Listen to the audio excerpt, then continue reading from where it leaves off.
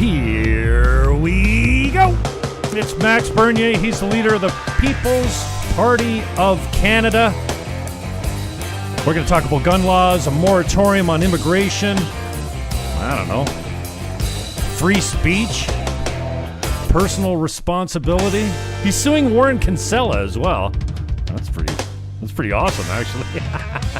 I had Warren on my show, and he was a little irritated, and then he blocked me on Twitter. Now, all my Twitter accounts are gone now, so it's not a big deal. We're still friends on Facebook. Max, thank you very much, my brother. I appreciate your time. I know you're really busy. We've gone through the history of the People's Party of Canada, how you got to where we are. So I don't feel like we need to do too much in the personal. By the way, your last interview with Free is his name? David Viva Free. What great! It was a great interview, man. I really appreciated it. You know, I've talked to you a few times, but I love those long form interviews, man. So that was great. I mean, I'm a big fan of his, anyways. First time I found out or I heard about him was in. I think he was doing the Save Smooshy thing with Phil Demers, the guy, the Marineland activist. Anyways, how you feeling these days in lockdown? Great. You know, I'm a little bit tired, like a lot of Canadians, about these lockdowns. It must end, but I can see the light at the end of the tunnel. I think more and more people understand that it's against our constitution. It's violated our rights and freedoms, and also, you know, it is not doing anything for our health. On the contrary, it is not helping Canadians. We need to be out there. We need our schools to be reopened, our churches to be reopened, our businesses to be reopened, our life to be back. And I think it will happen soon. I hope so. Tell us what this moratorium on immigration looks like. It sounds kind of scary, I think, to the Liberals or the left-leaning that think, well, immigration is the only way we grow the economy and grow our talent base. Talk to us about what you're talking about, shutting down immigration until we're, until our employment situation is at least better. But what's your idea of a moratorium look like? Yeah, just before Jim speaking about that, I just want to go back a little bit with the policy that we had at the last general election. You know, we don't believe in mass immigration. We believe that this country is a great country, and every person that wants to come to this country, they're welcome if they share our values. And I think, you know, it's normal to ask that. So that being said, as you know, the Trudeau government right now, they believe in a politics of mass immigration. That's their policy. And we said during the last campaign, we just want to have between 100,000 and 150,000 newcomers every year instead of 350,000. That is the goal of the Liberal Party of Canada. So that being said, that was our position. But after that, we have the recession. The unemployment rate was going up. So the unemployment rate was going up. And I said that we must have a moratorium until that situation will be better for Canadians, because our goal is to help Canadians first, to work for this country first. And I said we need to have a moratorium. So what we will do at the next general election, we will look at the unemployment rate and the economy here in this country, and we'll decide if we keep the moratorium or if we have the same policy that we had, a maximum of 150 newcomers in this country.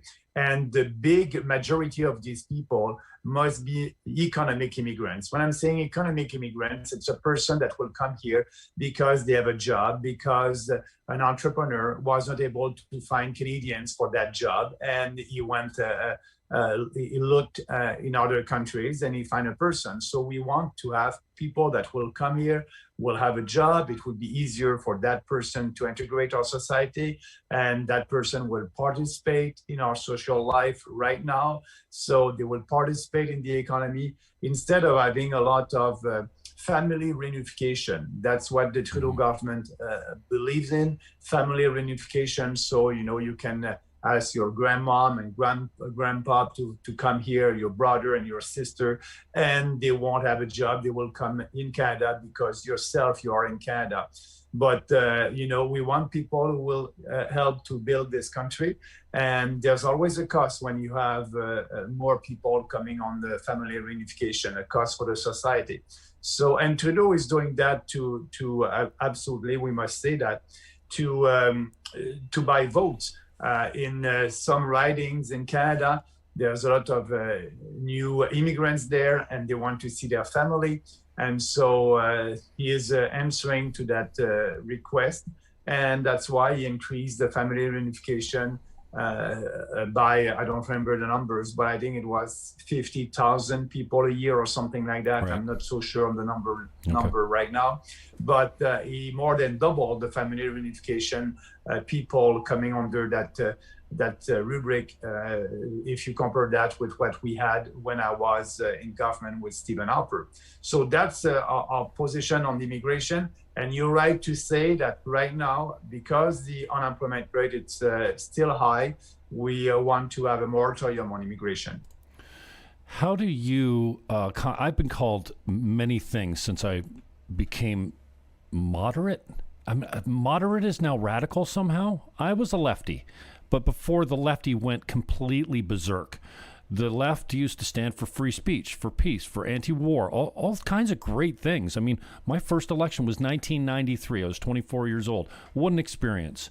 And I've run 10 times since. I never thought I'd run again, but you've given me hope. But I get called, like everything. And you must be wearing the same thing. I want to know how you combat the xenophobic, bigot, labels that you get. And where does it come from? Do you figure it's, like, I know mainstream media isn't covering you hardly at all, forget fairly. But where does it come from, and how do you stand up against it? Like, how do you combat that? Because once the word gets out, I mean, we saw it with Proud Boys. Oh, it's a drinking group. You know what I mean? They started out by giving security details to conservative speakers at universities because they were unsafe. Suddenly now, they're lumped in with the Tiki Torch guys and Charlottesville. And so I just want to know how you stand against that kind of stuff. Well, you stand by telling the truth, by telling to people who you are. And I believe at the end, the truth will always prevail. And yes, it's a tough time right now. It's a tough time for policies based on facts, like what we are doing at the PPC. I had a word of encouragement from the former leader of the Reform Party of Canada, Preston Manning, after the last election. And maybe you know that story. Preston called me because, yes, the mainstream media and the Conservative Party of Canada and Kinsella did everything to discredit the PPC. And Kinsella was saying that I was a racist, a Nazi. And so I'm suing him personally. I'll be in court in Toronto this June. It has been postponed because of the COVID-19 crisis, and I will win that case. But just to go back after the election, I had a call from Preston, and he said, Maxime, it's too bad what they did to you. I know that it's not true, but they did the same thing with me when I created the Reform Party in the 1990s. Really? And my first election was the worst one. I was fighting against people who were saying that I was a racist. Yeah. But at the second election, they tried to do that, but they were not successful because it was not true. And I'm pretty sure that the next election, they won't be able to say that again, because you are proving by your day-to-day actions that you're not and you've never been a racist. So it won't hurt like it did for the first election. And I strongly believe that they don't have any proof, and that's why for me it is important to sue Kinsella and having my reputation back. And I'm pretty sure, Jim, that when I'll be in court, and the mainstream media will cover that. I'm pretty sure, because they are calling the head office right now. They want to know the date of our hearing. So they'll be there and they will cover that because at the end, we how that happened because Kinsella signed a contract with the Conservative Party of Canada. So, and as you know, the mainstream media are mostly liberal. So they will follow that just to hurt the Conservatives, and the truth will be public. So it was a tough time, but I believe that the future will be way better. I almost feel like I wish you'd change your mind on getting an activist pit bull like Kinsella, because politics is a dirty game. I mean, I don't need to tell you, it's a filthy, dirty game. And you need a guy to get down in the mud in the war room and fight dirty like the other guys do? Or do you think that holding your principles and being above that is going to pay off in the end? I believe being above that. People are tired of traditional establishment politicians. And, when you're telling the truth and who you are, I think they appreciate that. And they appreciate the fact that we don't try to pander to every special interest group. And I'm always saying to my team and people who are helping us and working for us at the PPC, at the head office, what you're doing right now, it's like working in an office with a glass wall around you. So everything that you're doing right now, have in mind that it can be in the front page of the Global Mail. And if you're not able to defend that and to argue against what you're doing, forget it, don't do it. At the end, everybody knows everything about what you want to do. And the people who are with us share our philosophy, our principles, and we're not doing dirty politics. It's the old way to do politics, but maybe it can take more time to be successful. But I prefer that than and it's not my style.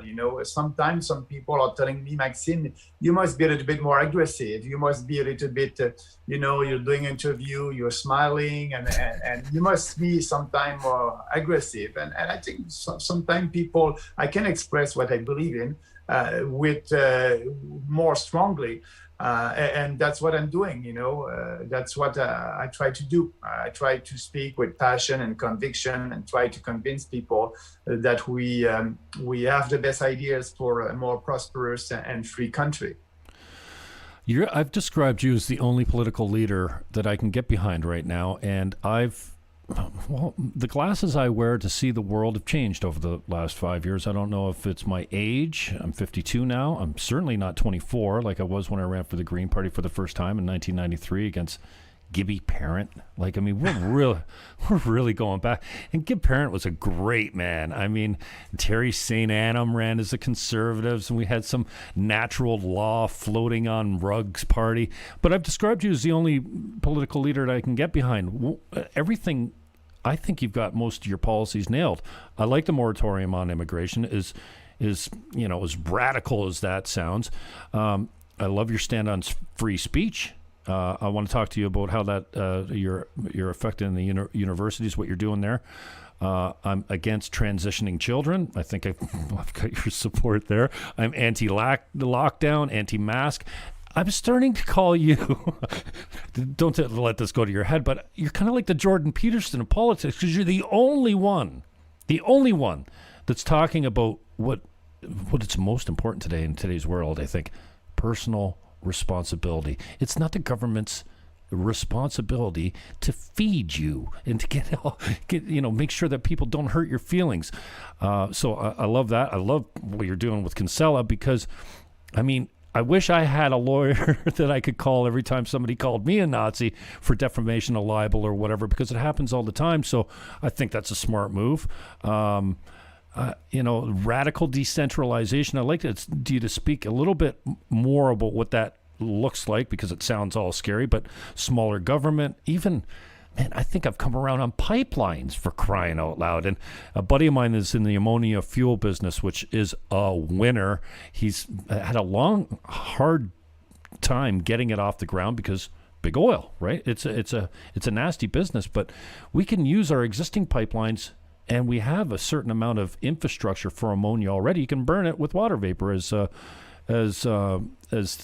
discharge, So talk to me a little bit about radical decentralization. I love the idea of decentralization. It's a Green Party policy where you allow the people closest to the problem the resources, money, and the power to fix that problem, because Ottawa doesn't know what's best for Streetsville or Ridgeway or Fort Erie or Niagara-on-the-Lake. And we have two levels of government here in the region. I think the Niagara region should be absolutely abolished. We don't need a bigger, further away, group of people that are passing laws for the small.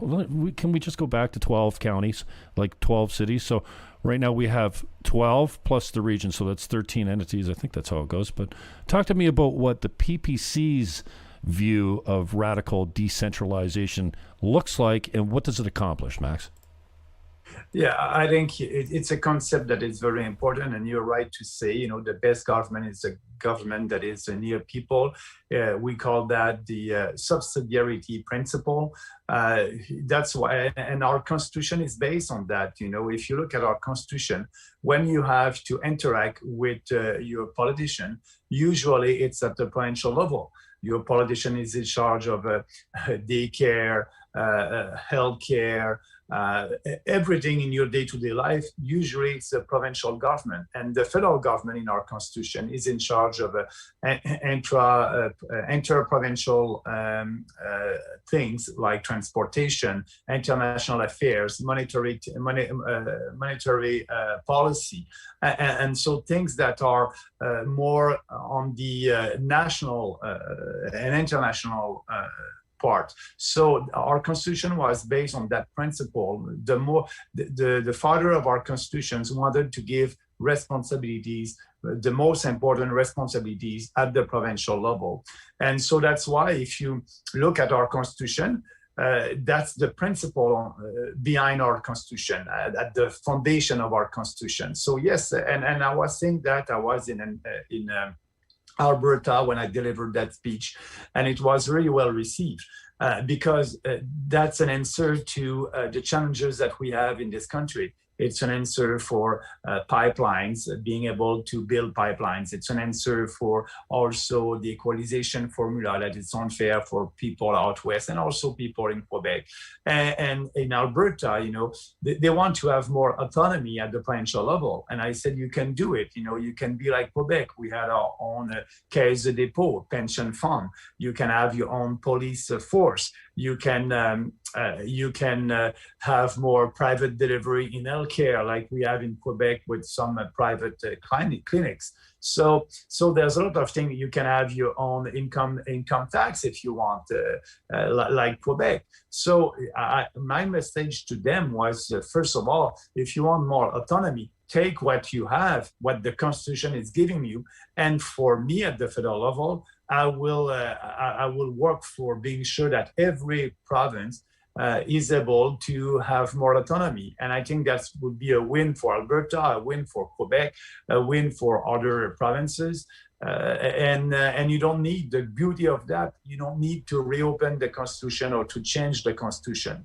And I think they appreciate that. And this, we must know that the Western alienation, it is not something there's no impact there. There's a huge impact in the poll over there and the survey over there. About 35% of the Albertans are ready to separate. Mm-hmm. So there's a huge anti-Ottawa sentiment in Alberta. Sure. And I told them, if you want to be independent, it must start at the provincial level.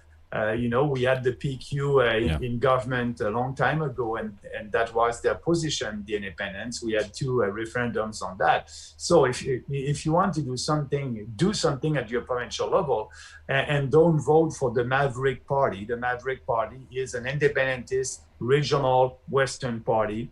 And I told them, your best chance, it's us, the PPC, because before being independent, you will vote at the federal level, and you need somebody who share your values. And I was very happy to see that these people that believe a little bit in the separation of Alberta, but also they like our country, but for them they're kind of being forced to be independentists because of Ottawa and the Trudeau government, and also the Conservative, because nobody acknowledged that there's a unity challenge in this country.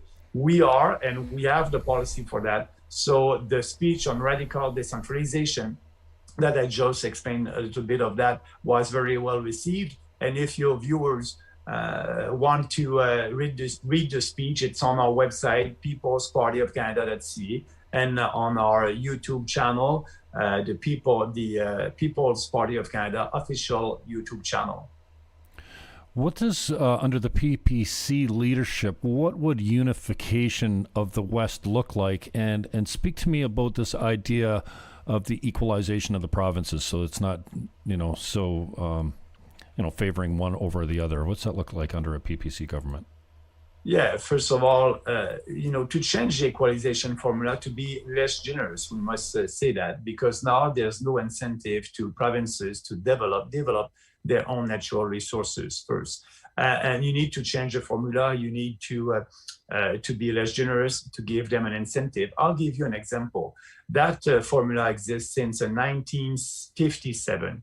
And Quebec is a poor province under that formula since 1957. I don't believe that Quebec is a poor province anymore. So why Quebec is a poor province? Because in the calculation for that formula, all the energy coming from oil and gas, it is part of the formula. So if you have a lot of oil and gas, you're a rich province. But all the energy coming from hydroelectricity, like Quebec, it is not part of the formula. So that's a big reason why Quebec is a poor province. So you need to change this formula.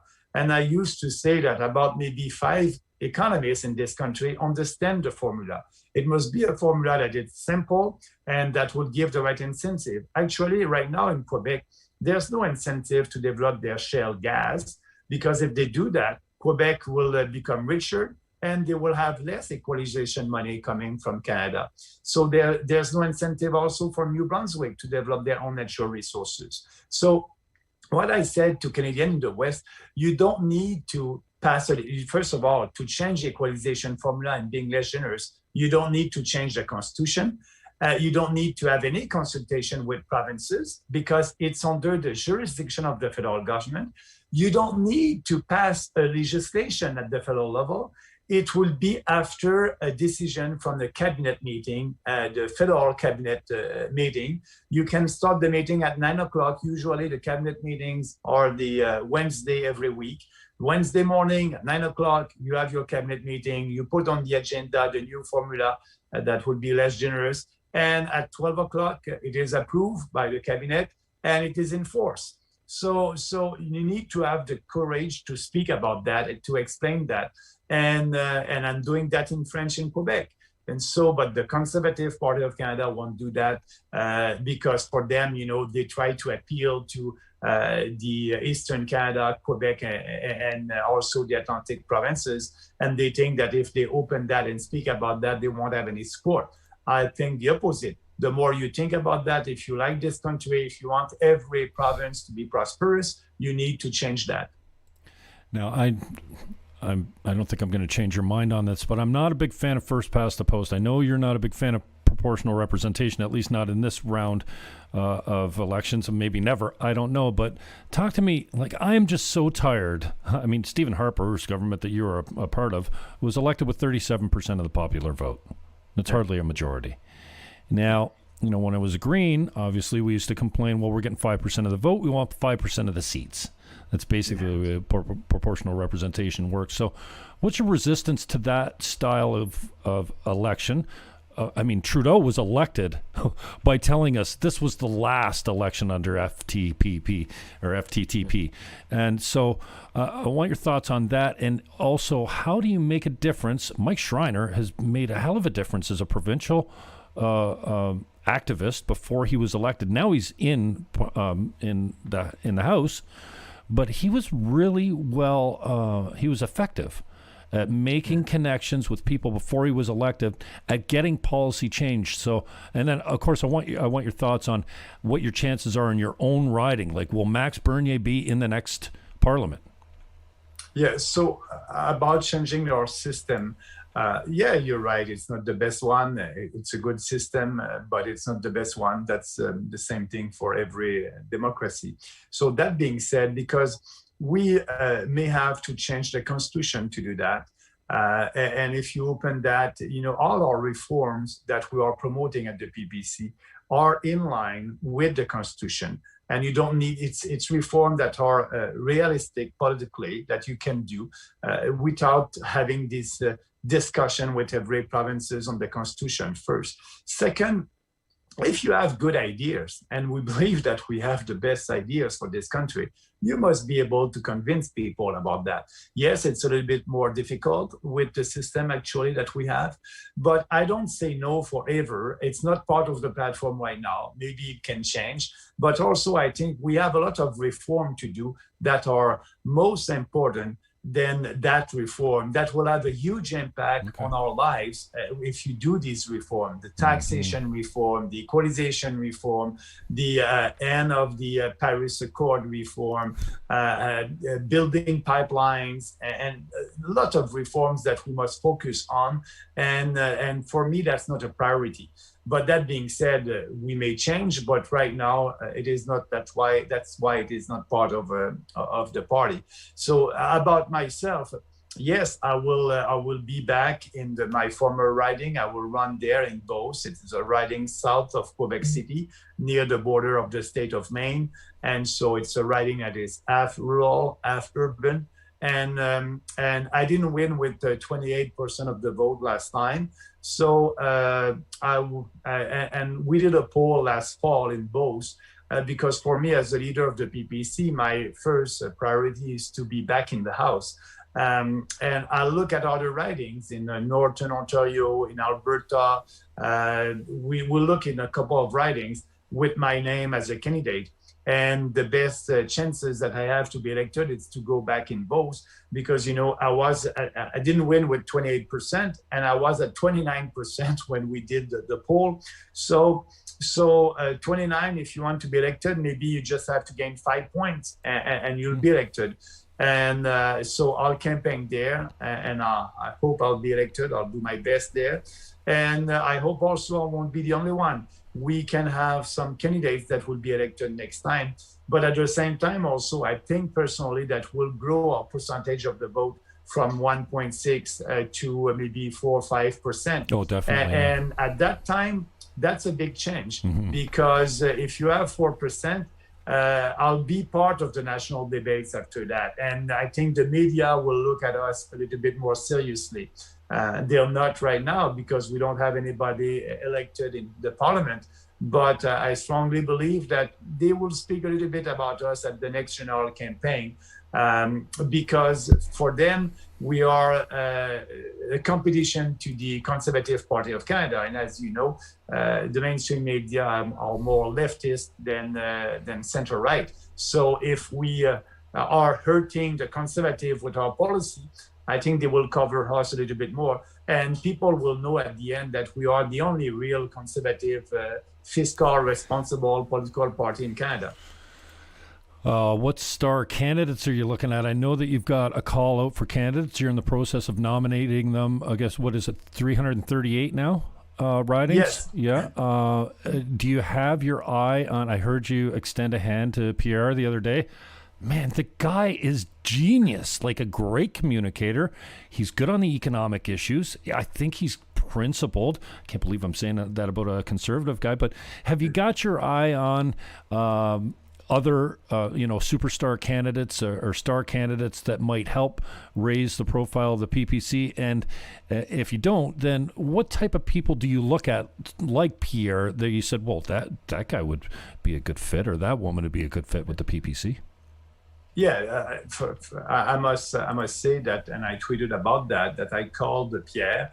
I left a message in his voicemail. He didn't answer my call, but I told him, you're welcome in our party. We share the same values. Don't waste your time with that party. I said 3 years ago that this party is morally and intellectually corrupt. And you have a proof right now with your the way that the leader is treating you, the demotion that you just had. He didn't call me back, but it's okay. So I think he knows that our doors are open. So that's the most important. And we want to have, candidates that are maybe not well known nationally in Canada, but if they're well known in their writings, I think that's a big plus.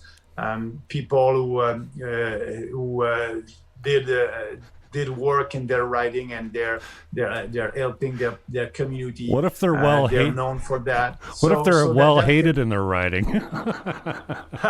No, for good reasons. And people who share our values, that's the most important. So we'll see what will happen. But we have a couple of good candidates that will be back with us. And now they're a little bit more well-known because they did the first election with us in 2019. Mm-hmm. So, and I strongly believe that we'll have a nice team of people. Actually, for the selection of our candidates, it's going well. If you know people who want to be a candidate, they have until the Monday. It's open. We're doing interviews with them on social media. Using the Zoom social media. I'm using that to do interview with each of them. We are in the process to do that right now. And our goal, I must admit, that if we have an election this spring, it would be very hard for us to have a full slate of candidates, 338 candidates in every riding. But I don't believe that we'll have an election this spring. We do our best to be ready. But if we have an election next fall, we'll have a candidate in every riding, and every Canadian would be able to vote for the PPC. Tell me what a country as great as Canada looks like under Maxime Bernier leadership. Just give the layman, people that are not political, that don't watch the news every day, that really care about the issues that you're passionate about. What are some of the major changes that if you had a majority government? I know that's a little bit of a dream, but hey, maybe a couple election cycles from now, it doesn't need to be. And I know you're not a fan of polls and kind of tweaking your vision to fit what everyone else is talking about and feeling supportive of, but what would Canada look like if it was governed by a PPC under Max Bernier? Well, first of all, it will be a much freer and prosperous country. Why? Because you'll have more money in your pockets. We will change the tax system to give you more of your money, and we'll do that by also cutting spending. We won't give $1.2 billion to the CBC. We'll cut that. You won't receive, if you're a business, an entrepreneur, you won't receive any subsidies or grants from the federal government. We'll have a fair tax system. It will be a flat rate at 10%. And we can save another $5 billion there. We will put Canadians first. No more foreign aid. We'll bring back that money. We can have about $6 billion that we can save, and helping Canadians first. Provinces will be more autonomous, and we won't interfere in provincial jurisdiction. We will respect the Constitution. Yes, we will radical decentralize this country. And the federal government will be in charge of its own responsibilities in the Constitution. And you'll have pipelines across this country. And we will use the Constitution because, like I said in the beginning, we are able to build pipelines in this country. It's under a federal jurisdiction.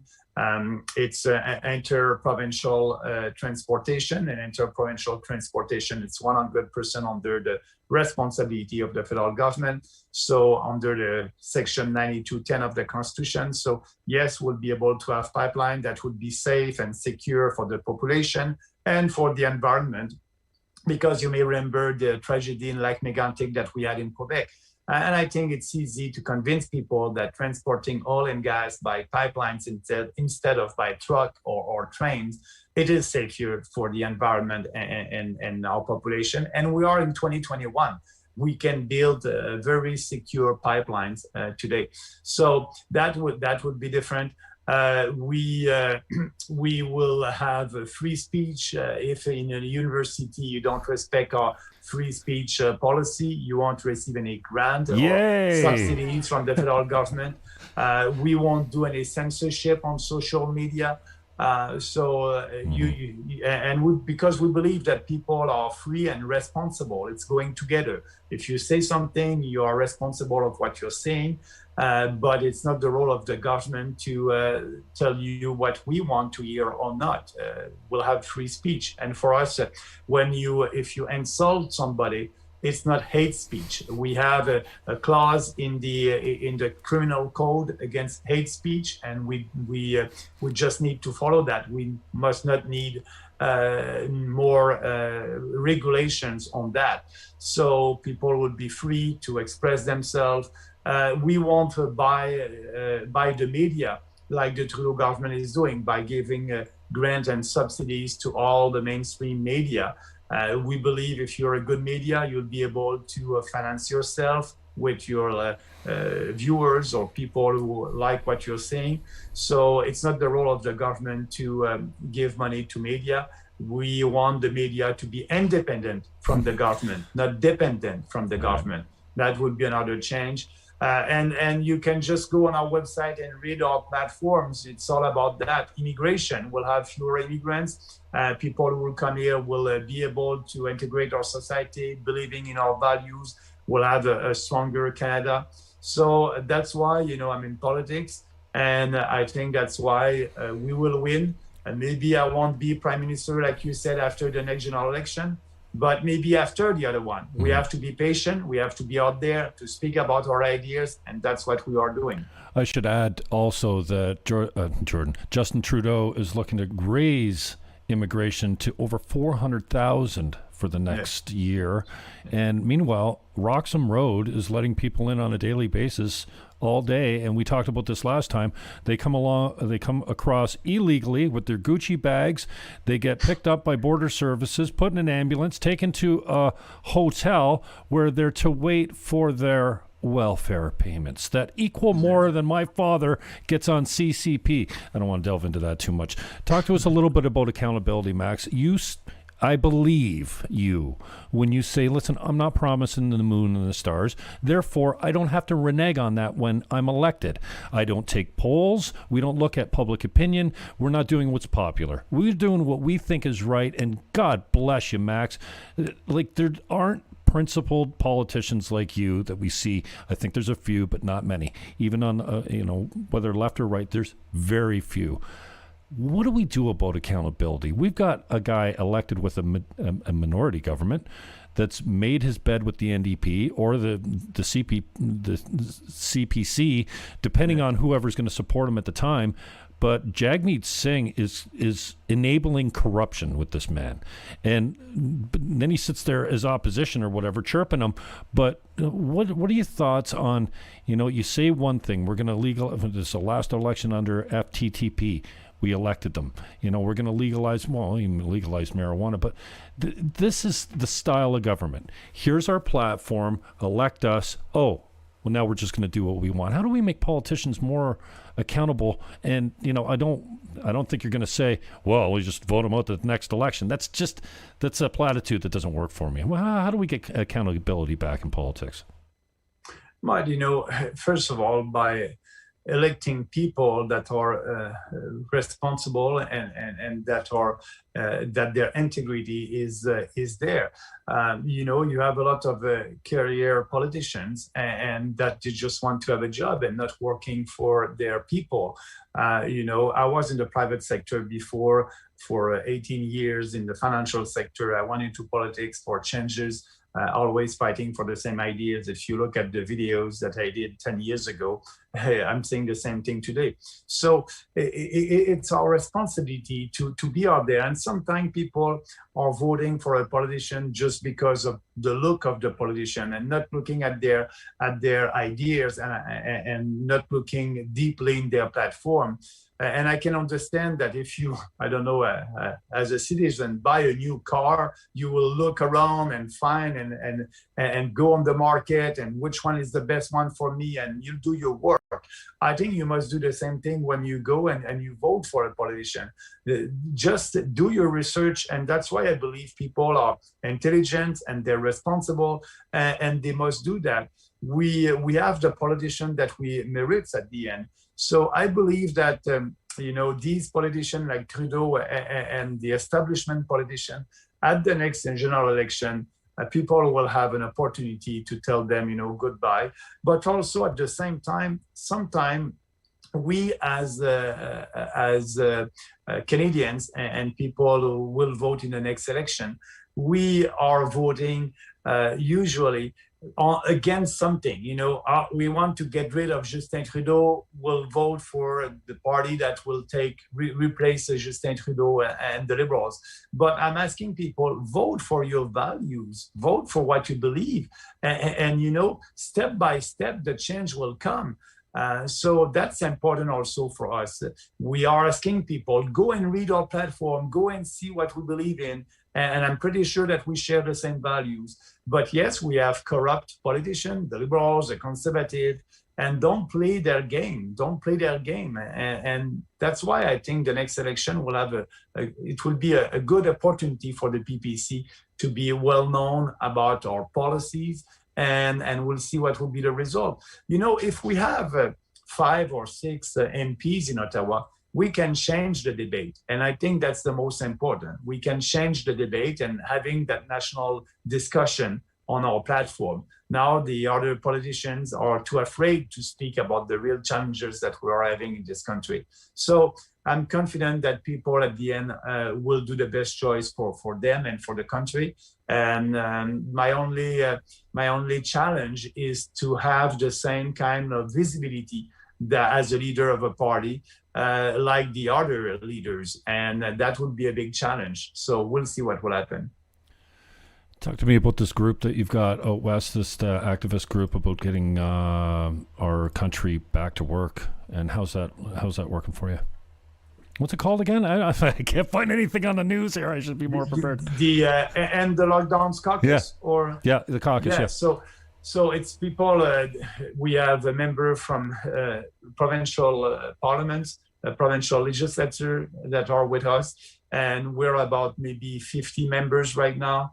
And you can go and see what we're doing on the website, libertycoalitioncanada.com, and the Lockdowns National Caucus. And our goal is to give some courage to elected representatives at the municipal, federal, or provincial levels to be out there and be vocal against the lockdowns. And we have the best, we have the data now after a year. We know that the virus is not killing everybody. 99% of people who had the virus, they're in life. They're living. And the only people that it's very difficult for them is the older people. But we can reopen our business. We can reopen our churches. We can, we need to have our life back. And that's the goal of that End the Lockdown Caucus. Actually, we'll do some rally this spring, beginning of April, try to rally people and pushing a little bit politicians to have the courage to end out that. If you look in the States, there's Florida, there's Texas, and other states. I've been told that 15 states are 100% open.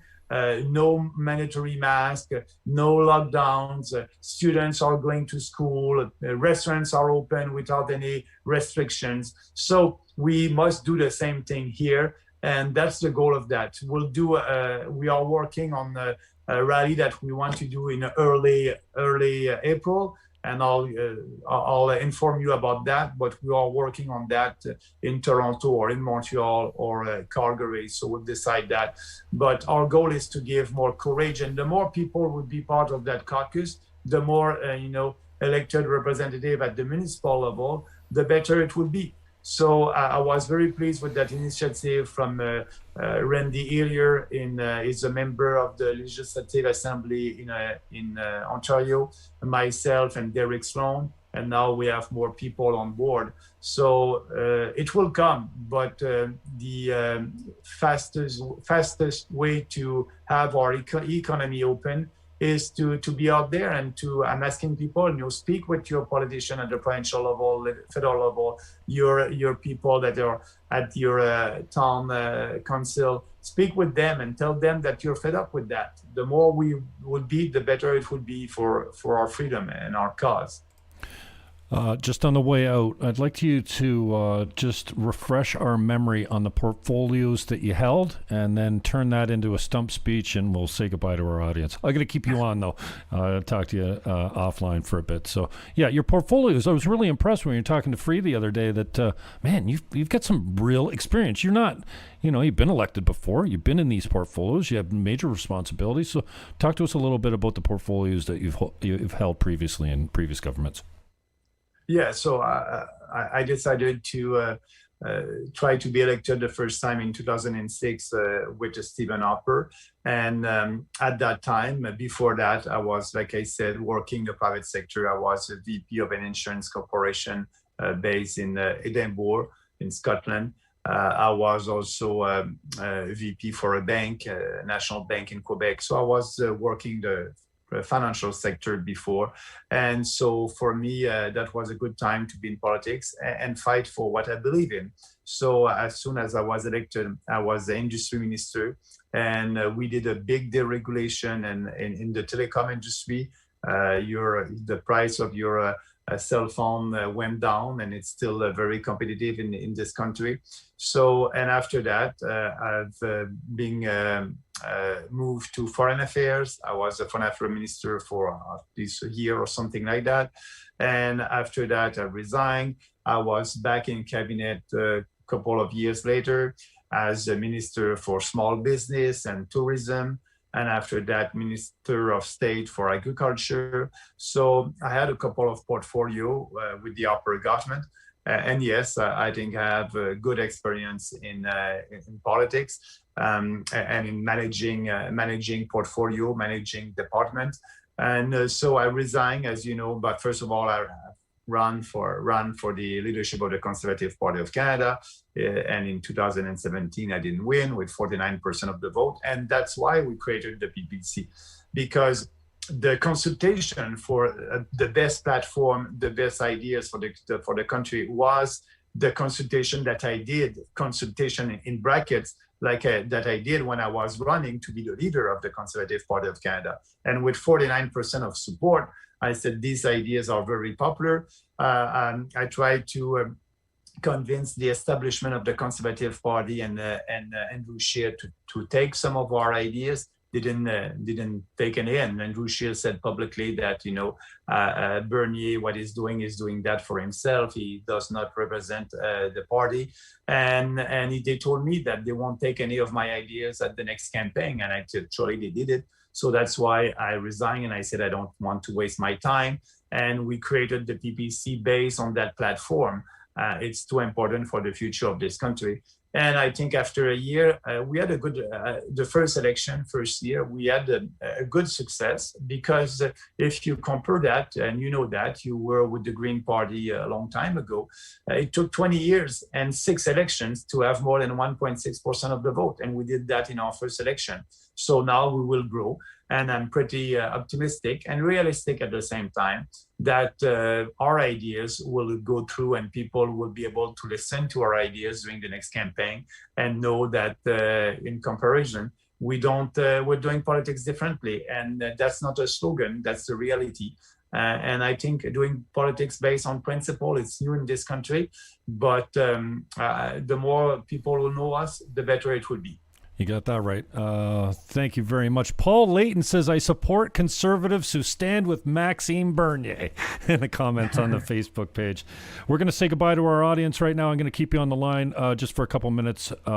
Maxime Bernier is my guest, and here, let's just go here so you can see his there he is. Okay. There's the PPC. That's how you get him, the People's Party of Canada. This is how you get him on Twitter, at Max Bernier, at Maxime Bernier, sorry. And then here's his Facebook page. So you guys are out, and I'm going to keep Max on. Peace.